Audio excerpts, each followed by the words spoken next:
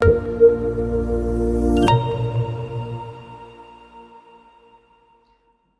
you know what happens in myocardial infarction?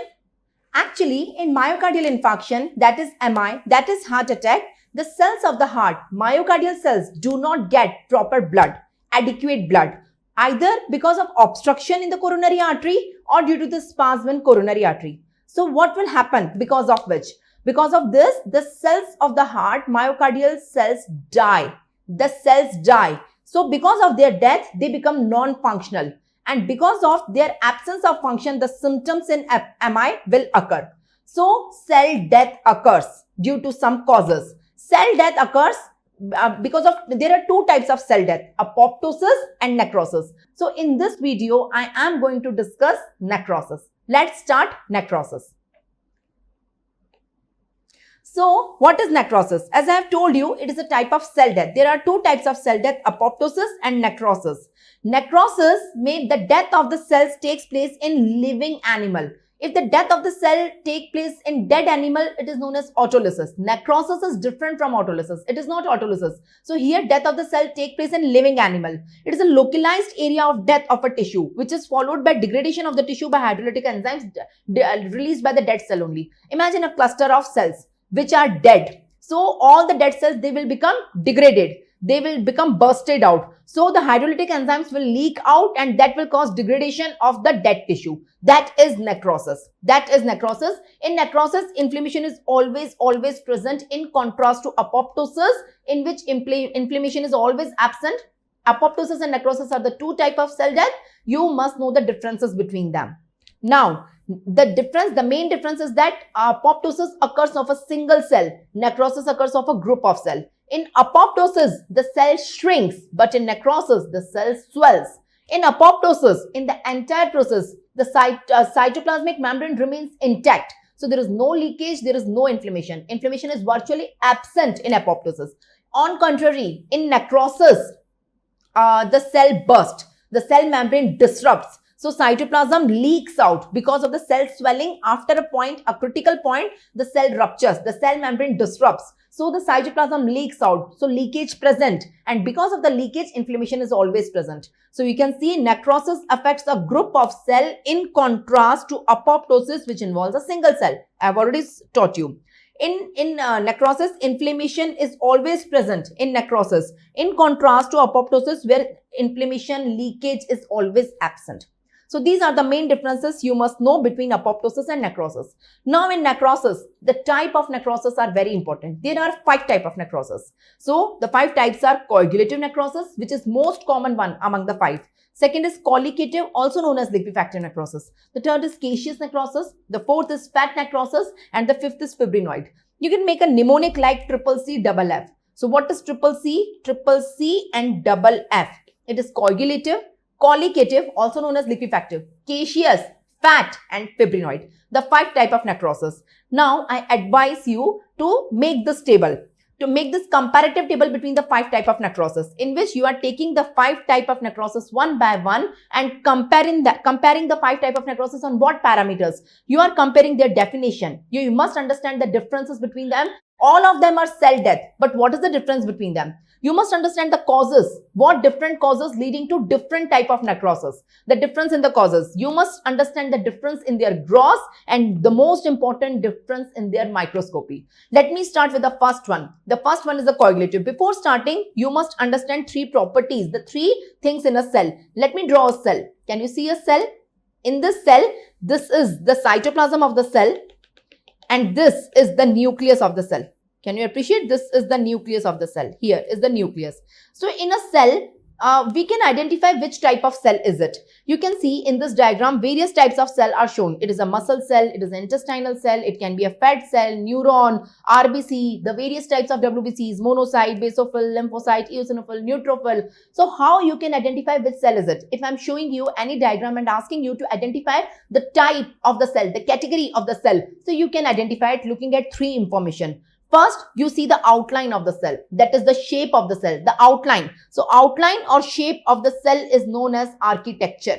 What do you mean by architecture? By architecture here I mean the outline of the cell, the shape of the cell.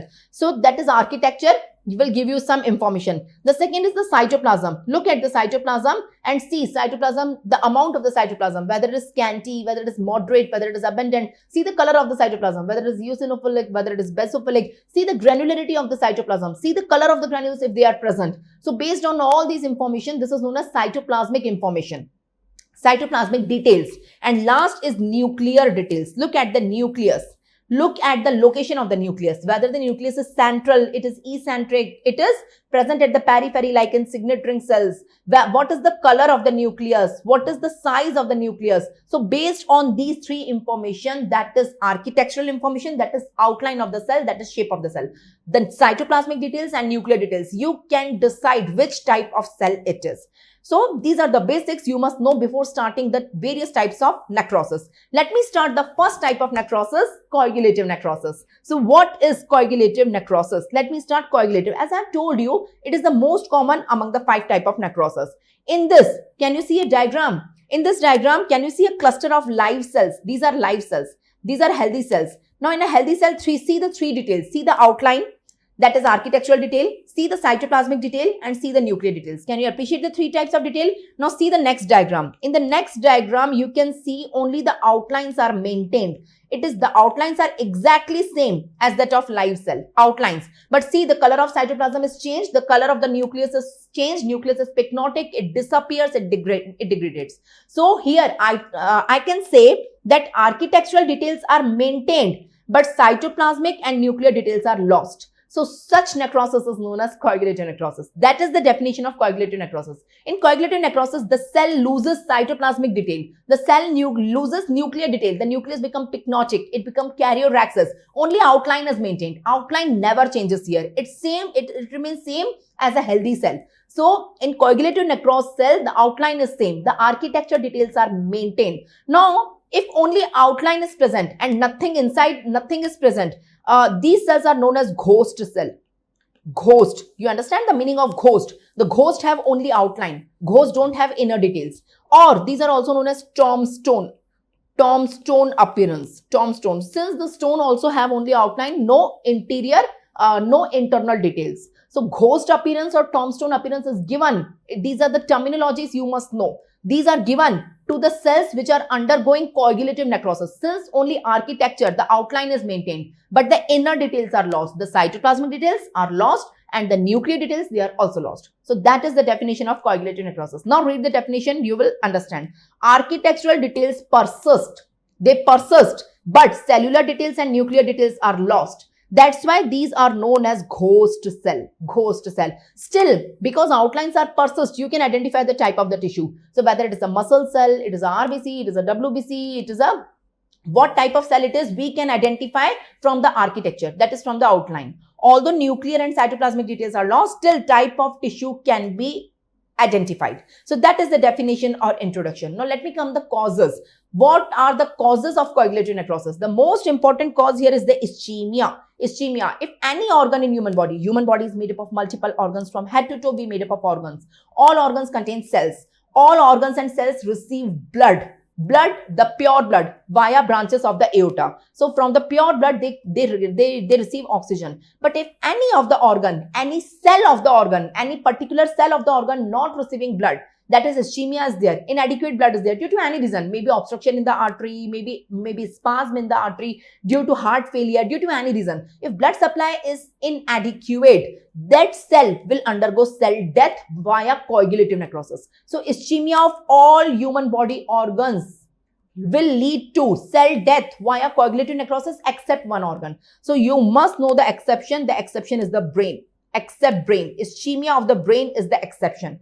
Exception. Only one exception is ischemia of the brain. Rest all organ ischemia are coming here in coagulative necrosis, right? Ischemia of brain will be the second type of necrosis which I am going to teach you, that is liquefactive necrosis. It will be an example of liquefactive necrosis. Burns. If any portion of human body have burns, it can be a small portion or a complete body burn, right? In burns, the cells are dying due to coagulative necrosis. Zenker's degeneration the cells are dying due to coagulative necrosis. So these are the 3 causes.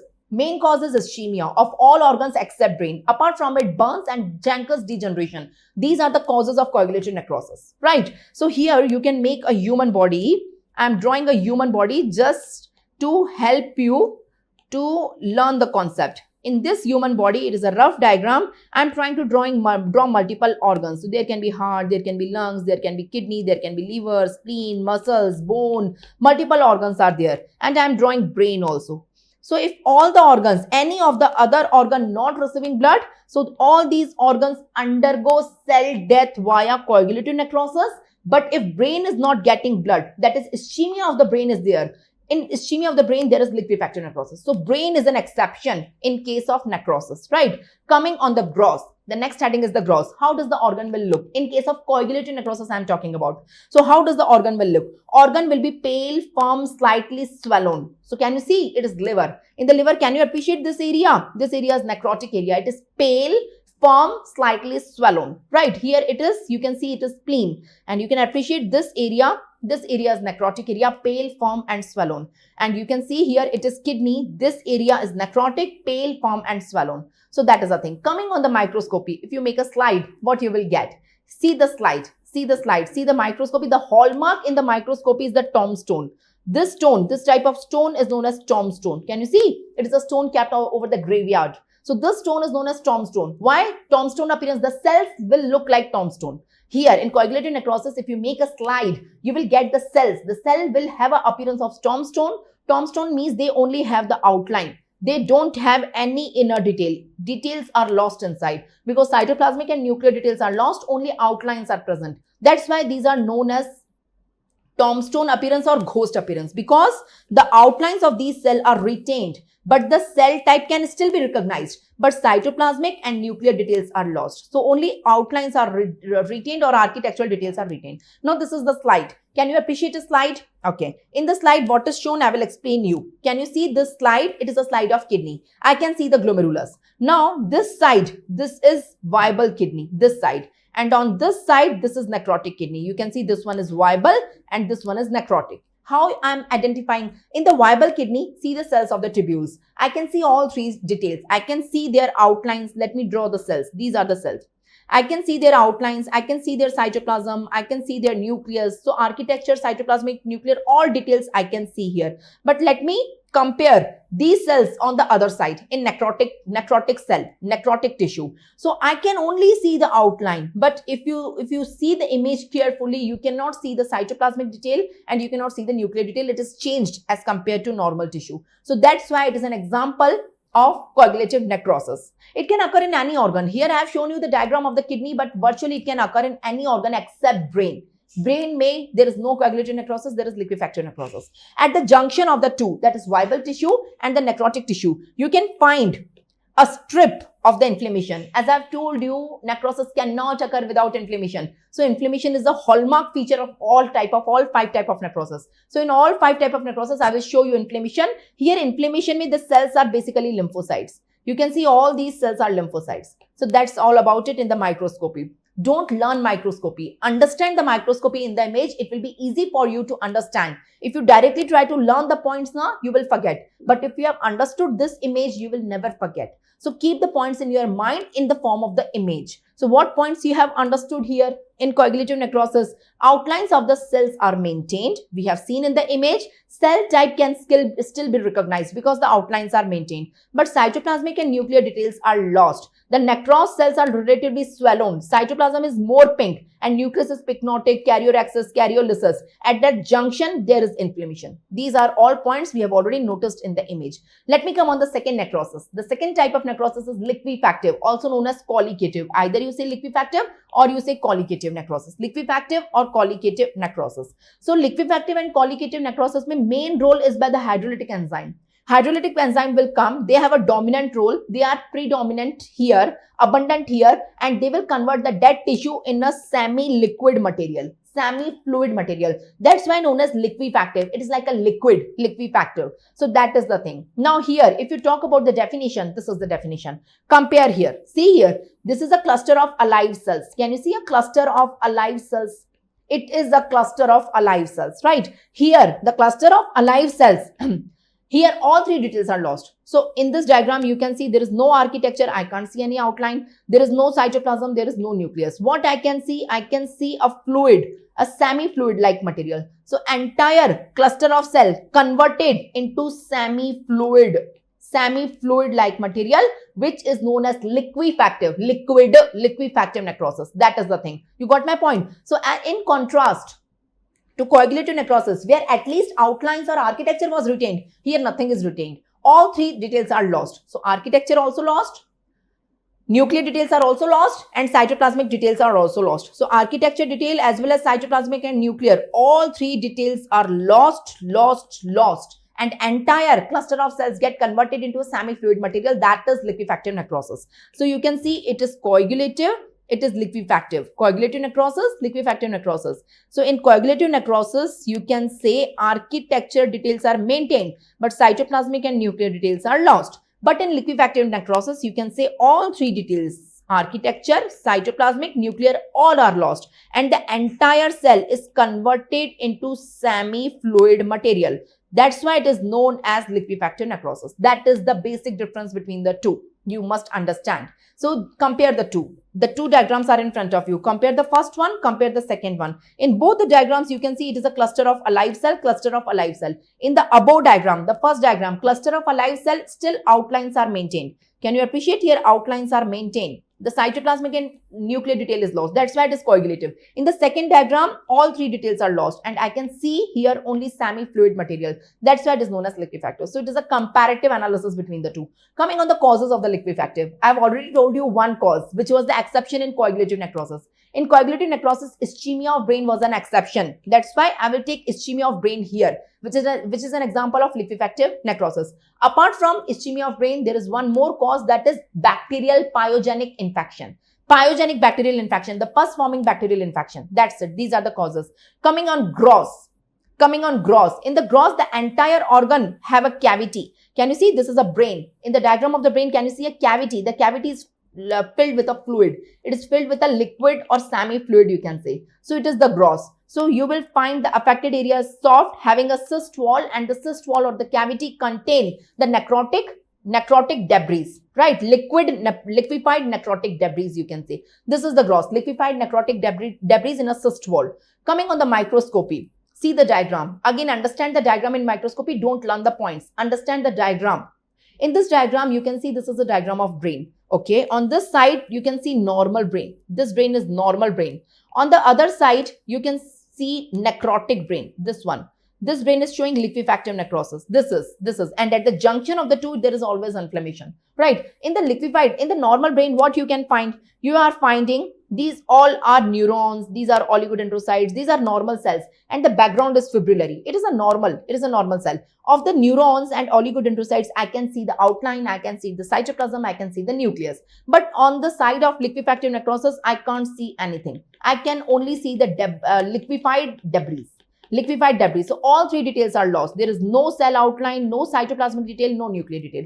And at the junction of the two, you can see the cyst wall. Along with the inflammation here in the cyst wall, you can find capillaries also. That is at the junction, inflammation is there. So, read the points here. You can read the points. There is no architecture, no cellular, no nuclear details are visible here. Only necrotic area appears as a cavity containing neutrophils, bacteria and tissue debris which is liquefied, right? Entire necrotic mass is covered by a cyst wall, and the cyst wall have capillaries and inflammatory cells. At the junction, this is the cyst wall containing inflammatory cells and the capillaries.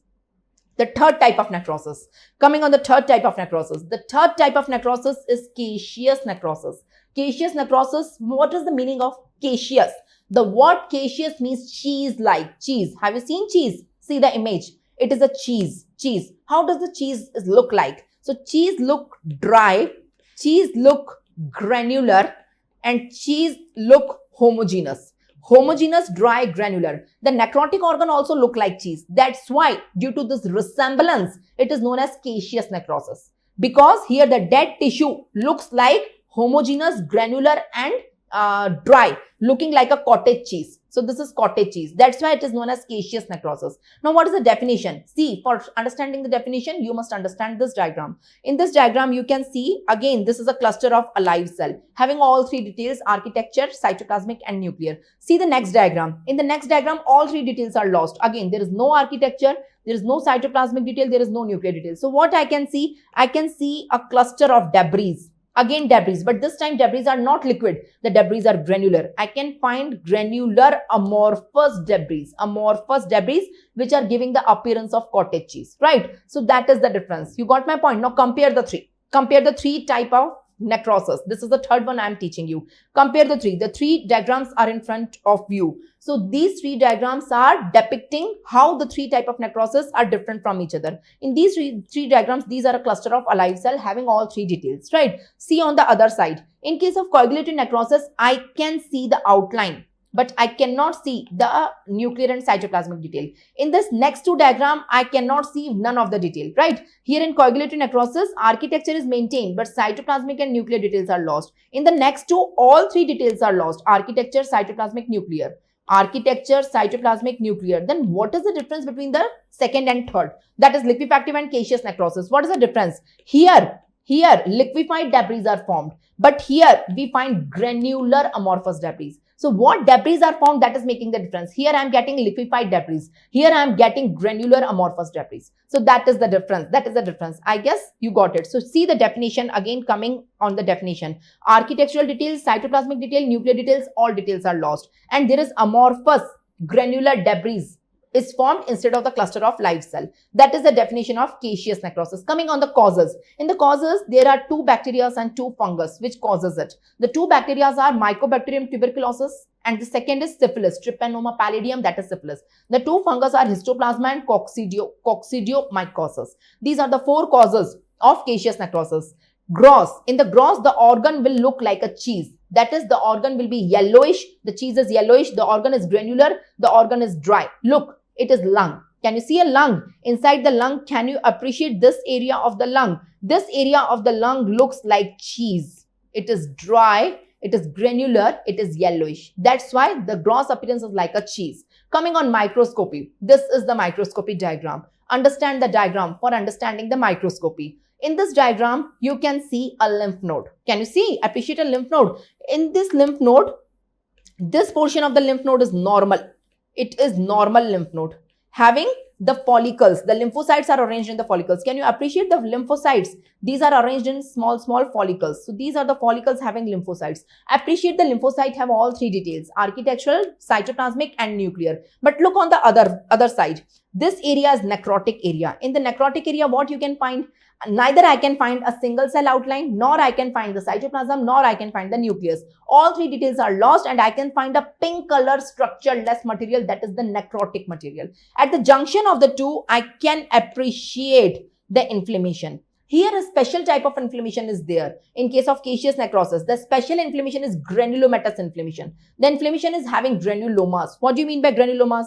In granulomas, we have giant cells. Can you appreciate these giant cells?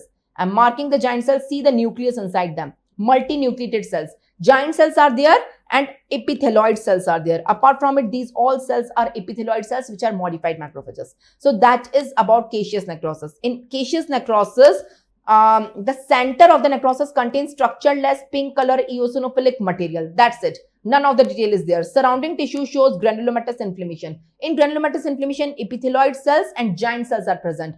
Foreign body and Langhans, both type of giant cells are present. You may be knowing the type of giant cells. That is the third type of necrosis. The fourth type of necrosis is fat necrosis. You can see here fat necrosis. As the name indicates, this necrosis occurs in those areas of the body where abundant fat is present. So in human body, fat is present at three locations. Abundant fat. Number 1, female breast. Number 2, pancreas of the human. And number 3, mesentery. Here you can add mesentery of the human. At these three locations, either due to inflammation or due to trauma, if death of a cluster of cells occurs, it is fat necrosis. So what is fat necrosis? It is a special type of cell death which occurs in fat-containing, fat-rich locations of the body. So 3 fat-rich locations are there that contain abundant of adipocytes. Adipocytes are the fat cell. So basically fat necrosis is the death of adipocytes. Fat necrosis is the death of adipocytes. And adipocytes or the fat cells are present in fat-rich location. That is female breast, pancreas and mesentery. So these are the causes, either trauma of these organs or inflammation, infection of these organs. That's it. Coming on the gross. In the gross, the fat necrosis will cause saponification. It will form soaps with the calcium. That is known as saponification. Saponification will give chalky white appearance. Learn the word chalky white. It will give. So see this organ. Can you see the chalky white? I'm marking with blue color. Chalky white deposits. The word here is chalky white appearance. Learn this appearance, right? Here also, in the pancreas, you can find this chalky white appearance clusters, small areas. So that is the gross of fat necrosis due to calcium soap formation, which is known as saponification. Coming on the microscopy, if you can appreciate, this is the microscopy. This is the image of the microscopy showing fat necrosis. In this, you can see this is the necrotic area. There is typical appearance of this necrotic area. Here, adipocytes are dying. The fat cells are dying. So after the death, they look like cloud. So typically cloudy appearance is there. The word here to be picked up is cloudy appearance, and it is surrounded by inflammation. The inflammation is normal inflammation, mixed inflammation, nothing important about that. That is about the fat necrosis. The last and the fifth type of necrosis is fibrinoid necrosis. So fibrinoid necrosis is also a special type of necrosis which occurs in the wall of the blood vessel.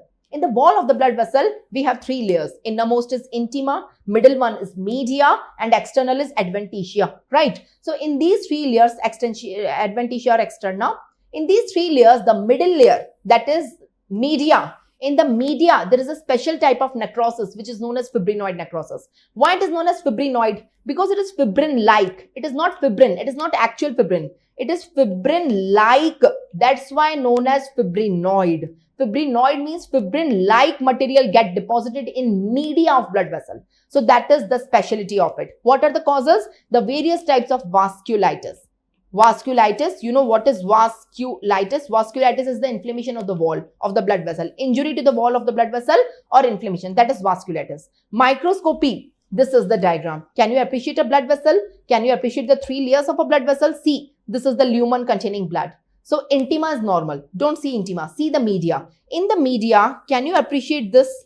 Can you appreciate this band, pink color band in the media? Pink color ribbon-like band. This is fibrin-like material, that is fibrinoid. So this pink color area is the fibrinoid necrosis in the media. So that is the microscopy. In the microscopy, a bright eosinophilic ribbon-like material, hyaline-like deposition in the media will be there. So that is the thing. Here you can see this is the thing. So what we have learned in today's lecture? What is the summary? So in this lecture, we have learned that cell death occurs by two mechanisms, apoptosis, necrosis. In this lecture, we have learned necrosis. Necrosis is a type of cell death in which hydrolytic enzymes comes from the degraded cells and they cause degradation, degeneration of the cells. They leak out from the cell. We have seen the differences between apoptosis and necrosis. In necrosis, cell swell. That's why it bursts. After bursting, cytoplasm leaks out. So leakage present, inflammation present. In contrast to apoptosis, which is other type of cell death, cells shrink. Cells shrink, cell membrane is intact. There is no leakage, no cytoplasm comes out, no inflammation. And apoptosis occurs of single cell, necrosis occurs of a group of cell, contiguous cell. These are the differences we have seen. We have seen the 5 types of necrosis. What are the 5 types of necrosis? These are the 5 types of necrosis. I would like to fill this table in front of you so that you will have a better retention of the 5 types of the necrosis. What are the 5 types of the necrosis? It is coagulative, liquefactive, caseous, fat and fibrinoid. We have understood all of them. Can you tell me the definition of each of them? In coagulative, the architecture is maintained but cytoplasmic and nuclear details are lost. So that's why here the cells are known as ghost cell or tombstone appearance. In liquefactive, all 3 details are lost. Architecture, cytoplasmic and nuclear. In caseous also all 3 details are lost. Cytoplasmic, nuclear and architecture. Then what is the difference between these two? The difference is that in liquefactive, a liquid debris is formed. That is semi-fluid debris. And in caseous, a amorphous granular debris is formed. So ultimate end result is different. And here tombstone is formed. Tombstone or ghost is formed. So you can understand the definition. Let me tell you the definition of fat necrosis. It is a special type of necrosis which occurs in fat-rich locations in human body, that is female breast, pancreas and mesentery. Fibrinoid necrosis is a special necrosis which occurs in blood vessel wall, in the media of the blood vessel, right? Since it is known as fibrinoid because here the material which is deposited is fibrin-like, not actual fibrin. So that is the introduction. Let me tell you the causes of the 5 type of necrosis. Causes. So in coagulative necrosis, the most important cause is ischemia of all organs except brain. Here in liquefactive, here there is ischemia of brain. So which was an exception there. Ischemia of brain and pyogenic infection. In caseous, 2 bacteria are there, TB, syphilis, and 2 fungus are there, histoplasma and coccidiomycosis. In fat necrosis, the 3 organs, breast, pancreas and mesenteric are either inflammation or infection. In fibrinoid necrosis, vasculitis of the blood vessel wall, vasculitis. These are the causes. Gross finding is okay. You can read it. What about the microscopy? In the microscopy, I have already taught you, in the microscopy of coagulative necrosis, there is tombstone appearance of the cell. Outlines are maintained, but details are lost. And I have shown you a diagram of kidney. At the junction of the 2, there is an inflammation. Inflammation consists of lymphocyte. In liquefactive necrosis, everything is lost. And the liquid debris are formed. I have shown you a diagram of brain here. And at the junction, there is cyst wall. There is always cyst wall containing capillaries. In caseous necrosis, you can find a pink eosinophilic structureless material. All 3 details are lost. And at the junction, a special inflammation, that is granulomatous inflammation, is there. I have shown you a diagram of lymph node. In the fat necrosis, cloudy appearance is there. And in the fibrinoid necrosis, blood vessel media show a ribbon, pink color ribbon-like material. See the diagram. This is a diagram of coagulative necrosis I have taught you. In this is the necrotic tissue. This one is the normal. This one is the normal tissue. This one is the necrotic tissue. And at the junction, you can appreciate the inflammation. The second type, this one is the liquefactive necrosis. You can see this is a brain. This one is the normal brain. And on this side, this is the necrotic brain. This is necrotic. And at the junction, you can appreciate the cyst wall that is containing capillaries and inflammation. This is the diagram of caseous necrosis. In caseous necrosis, this is a lymph node. You can appreciate this is a normal lymph node, right? And this is a necrotic lymph node. At the junction, you can appreciate a special type of inflammation that is known as granulomatous inflammation, having granulomas containing multiple giant cells. This is a diagram of fat necrosis. You can appreciate the cloudy appearance here, right? And this is the diagram of fibrinoid necrosis. You can appreciate a blood vessel. In the wall of the blood vessel, you can appreciate the pink color ribbon-like material. That's all about necrosis.